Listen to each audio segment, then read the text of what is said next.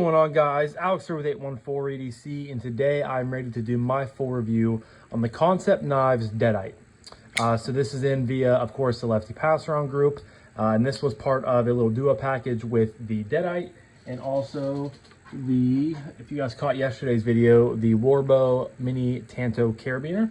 I did a little talking kind of discussion video on that, and today I'm ready to do my full review on this knife. So jumping right into materials, this is a collaboration by Tough Knives and Kansept. Tough Knives, the guy behind it is Jeff Blauvelt.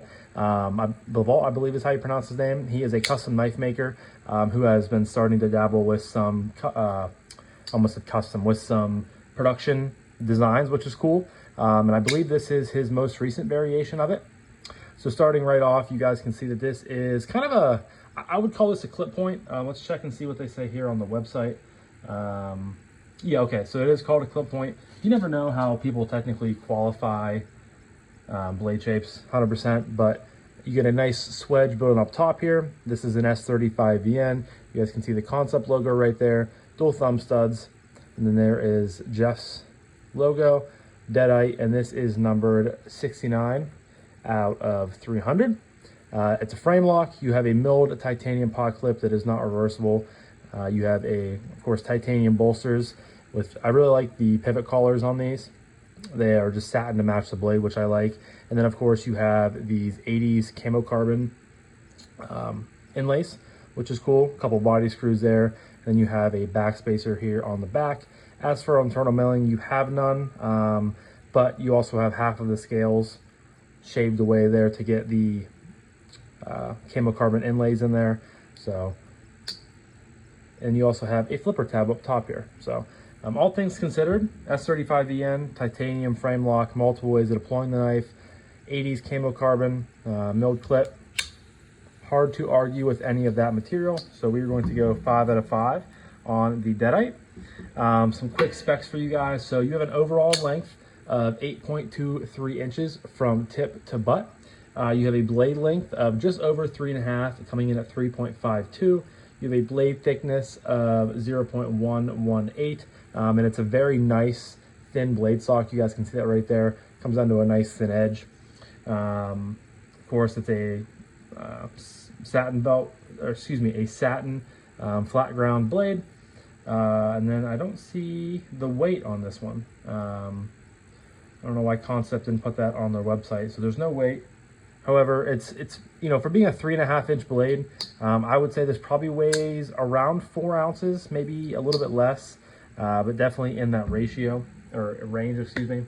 And there are 6 different variations of it. I will leave a link, of course, to Kansept Knives website down below if you guys are interested in going over and checking it out. You have this variation.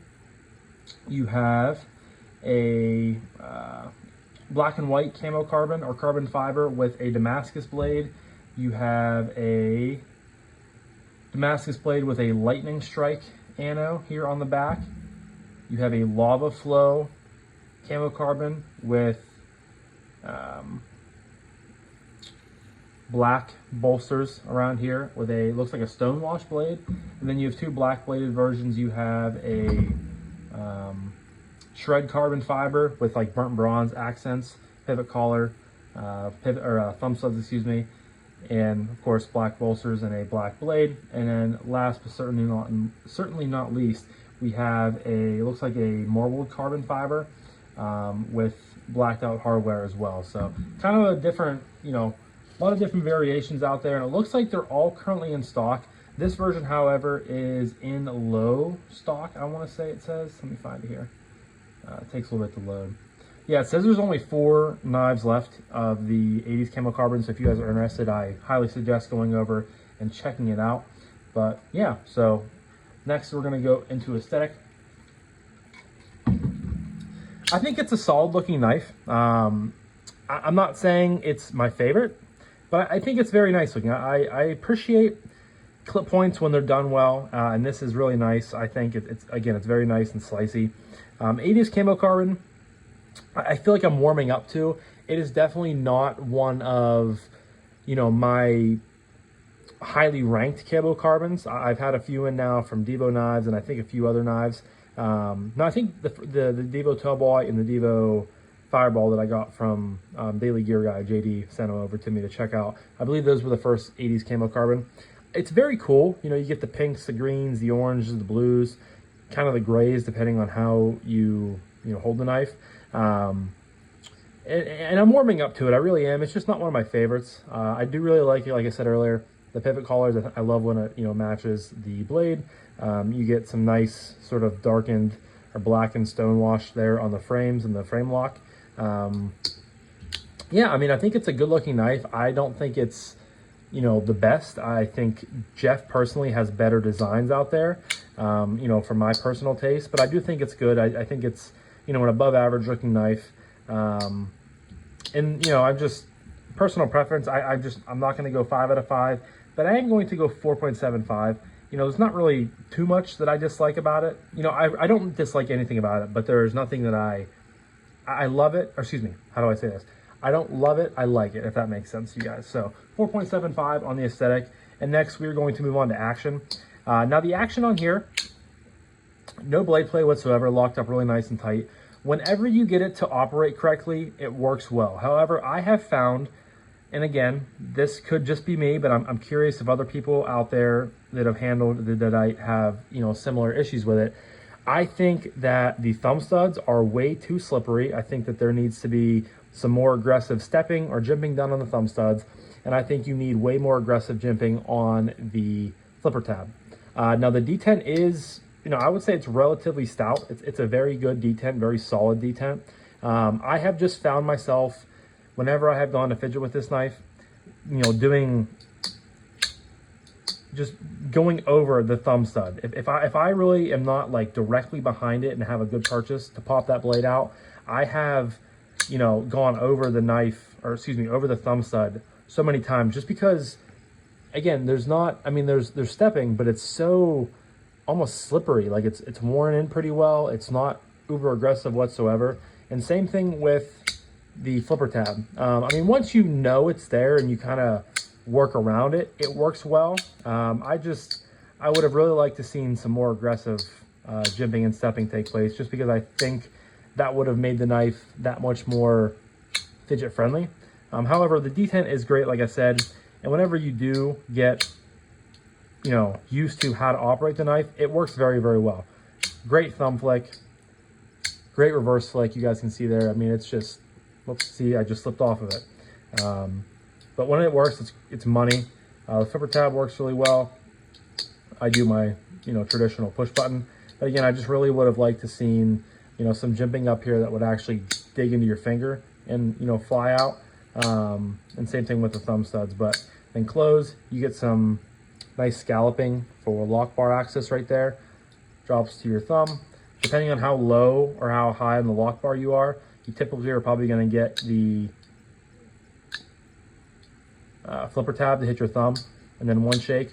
Or if you're down here lower, you guys can drop it all the way down like that. As long as you're careful, it's not going to cut your cuticle. And then of course you can do, some micro shakes down. But action is very good. I just have a, that small complaint. And for that, I'm going to go 4.5.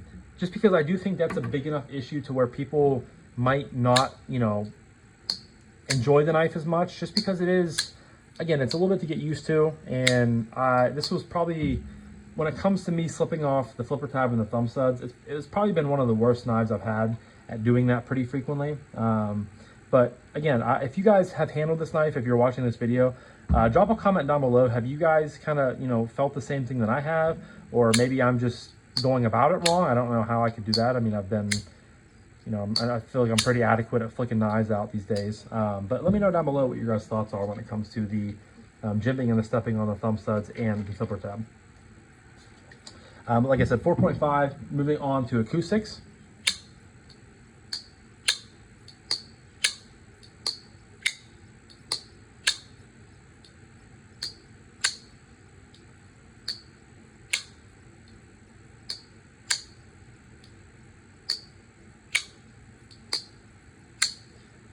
Again, good, what I would expect it to be.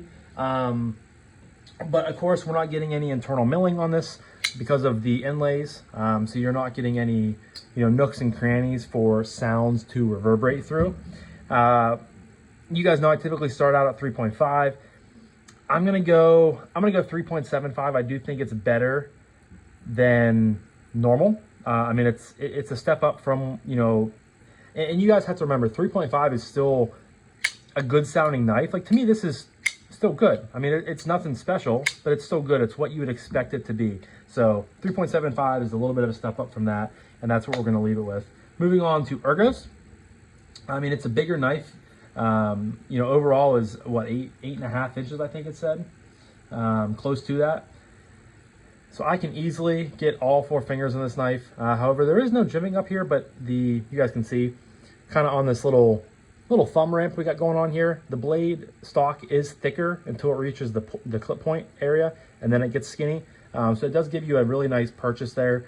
You obviously have a natural restriction point with this flipper tab. So I mean, I'm not crammed in here by any means, and the flipper tab works really well. Sometimes when they're angled weird, or they have they're really sticking out of there, they can kind of really agitate your finger.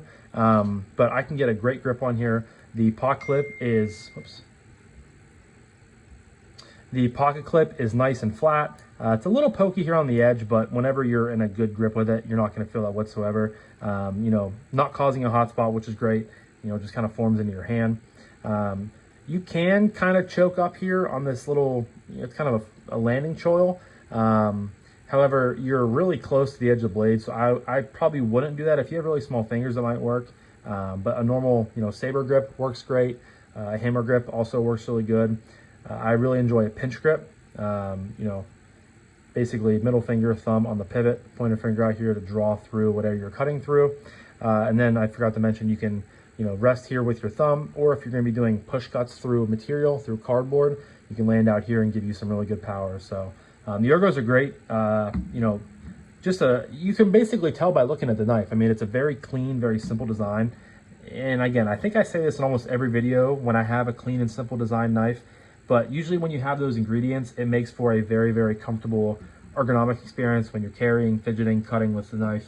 And that is a great example here. So we're going to go 5 out of 5 on the ergos. Next up is carry. Let me get my hank here. So here is how deep the clip carries. For it being a non-deep carry clip, I think it still functions pretty good. I would have loved to seen, you guys know I'm a big fanatic of having the clip placed perfectly into the corner there. I mean, you have a little bit extra material. I think it would have, worked fine. Maybe put a little bit of a bend in it. However, it does work pretty well, or it works great. Excuse me. It just, I'm not as, I don't care as much about that much sticking up out of your pocket, but it really carries well. I mean, it's springy enough to still stay on your pockets, but you get plenty of clearance there, which is great. Non-reversible. But when you stick it down in your pocket, you do have the slipper tab down here. However, like we just went over a few minutes ago, the jimping pretty much non-existent on it. So, if you're down in your pocket, reaching to get change, chapstick, things like that, if you hit this, you're just going to bounce right off of it, kind of deflect off of it. You're not going to have any issues whatsoever with the carryability.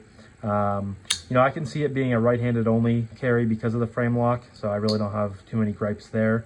But yeah, I mean, it's pretty slim. You do have the flipper tab sticking out of there, but it's not too bad in any stretch of the imagination.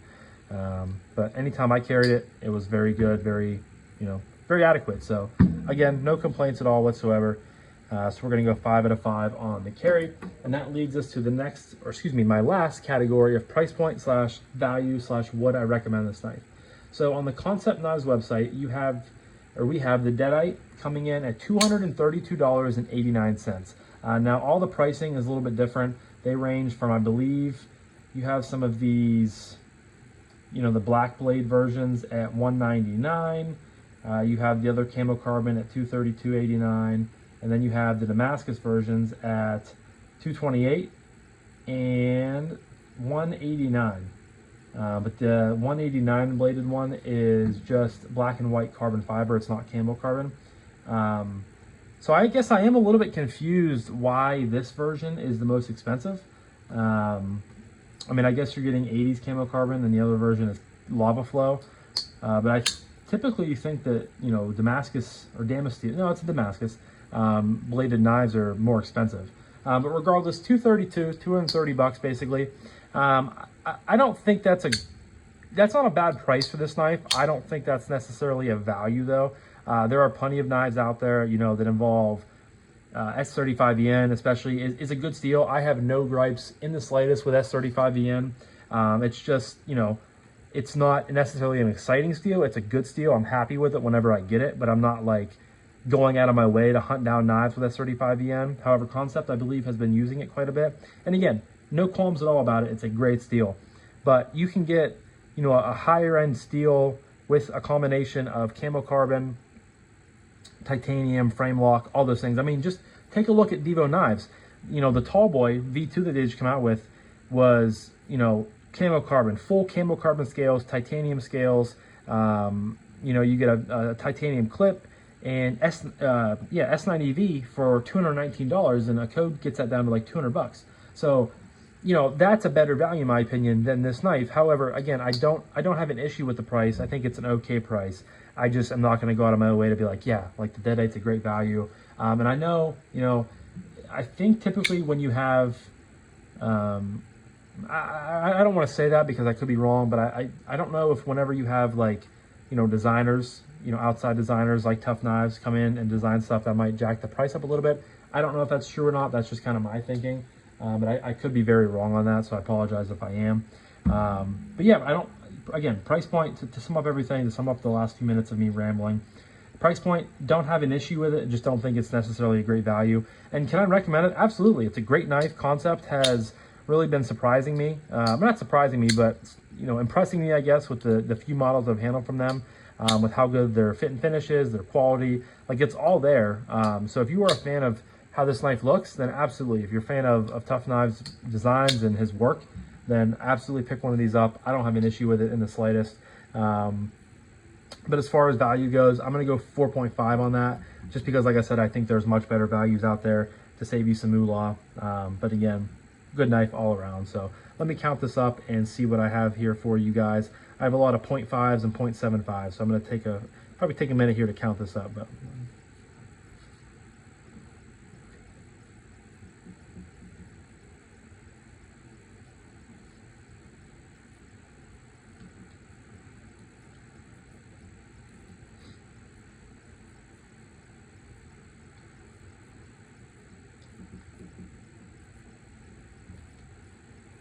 alrighty guys, I have the Kansept Knives Deadite coming in with a score of 32.5, which puts it right on the cusp, right over the line of fantastic. And I think it's worthwhile. It's a worthwhile score for it. I think it's a great knife. It's a fantastic knife. And again, just a few small gripes about it for me personally, but I think a lot of people are enjoying it, have enjoyed it, are going to enjoy it. I know I've definitely liked getting to check it out. And yeah, so leave a comment down below. Do any of you guys have the Deadite in your collection? If you do you love it? Do you hate it? Let me know. So huge shout out to you guys. Huge shout out to Kevin over Lefty ADC for always allowing us to check out the coolest stuff in the game. And yeah, so I'm going to wrap this up now, but this was my full review of the Kansept Knives Deadite. So yeah, hope you guys have a fantastic rest of your morning, evening, day, night, whenever you're watching this, and I'll talk to you guys in the next one. Peace.